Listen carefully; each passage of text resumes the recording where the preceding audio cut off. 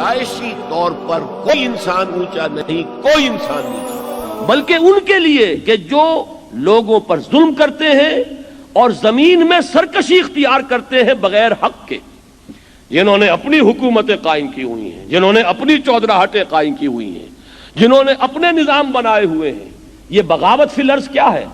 دیکھیے میں کئی مرتبہ بیان کر چکا ہوں، بعض اصطلاحات جو ہیں وہ ہماری نگاہوں کے سامنے پردے کا سبب بن گئی ہیں، ان کا بھاری بھرکم جو ہے پہلو وہ اصل حقیقت کو چھپا لے جاتا ہے۔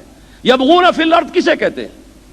یہ زمین اللہ کی ہے، اس میں اللہ کے قانون کے سوا جو اپنا قانون چلوائے گا وہ باغی ہے۔ بات سیدھی سیدھی کسے باشد، چاہے اس کا نام کچھ بھی ہو، چاہے وہ 100% مسلمانوں کی قوم ہو، لیکن اگر وہ اللہ کی شریعت کو نافذ نہیں کر رہے، اپنے من سے بنایا ہوا کوئی قانون نافذ کر رہے ہیں تو وہی باغی ہیں۔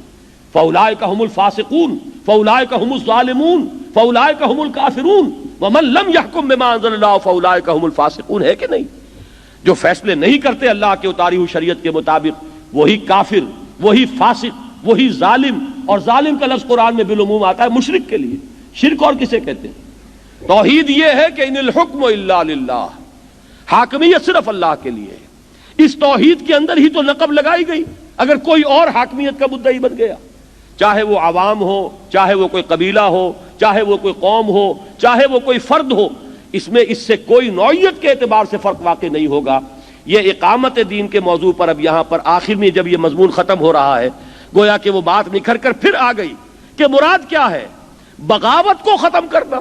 الذین یبغون فی الارض، زمین میں جو بغاوت کیے ہوئے، سرکشی کیے ہوئے، ان کا کام یہ تھا اللہ کے حکم کے آگے سر جھکائیں، اللہ کی شریعت کو نافذ کریں۔ ہاں جہاں اللہ کا کوئی حکم نہیں ہے، اس کے رسول کا کوئی حکم نہیں ہے، وہاں باہمی مشورے سے جو چاہیں فیصلہ کر لیں، وہ امر و ہم ہے۔ لیکن جہاں اللہ اور اس کا رسول ہے، اس کا کوئی حکم ہے، وہ امر و ہم نہیں رہا، وہ امر اللہ ہے۔ امر و ہم شورا بینہم، جہاں اللہ اور اس کے رسول کا واضح حکم نہیں ہے وہ امر و ہم ہے، اس کو باہمی مشورے سے طے کرو۔ اور جہاں اللہ کا حکم آ گیا ہے، اللہ کے رسول کا کوئی فرمان موجود ہے، وہ امر و ہم اب نہیں رہا، وہ امر اللہ ہے۔ وہ وہاں وہ بات آ جائے گی سورہ آل عمران میں آئی ہے، وہ یہ کہتے ہیں یقولون هل لنا من الامر من شیء قل ان الامر كله بید اللہ، اے نبی ان سے کہہ دیجئے یہ امر اور اختیار کل کا کل اللہ کے ہاتھ میں۔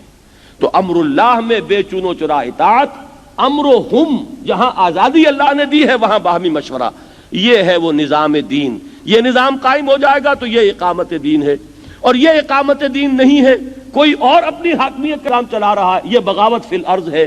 اور اقامت دین کے داعیوں کو انہی سے تو پنجہ آزمائی کرنی ہے، اور یہ پنجہ آزمائی بدھ مت کے بھکشو نہیں کر سکتے، عیسائی راہب نہیں کر سکتے،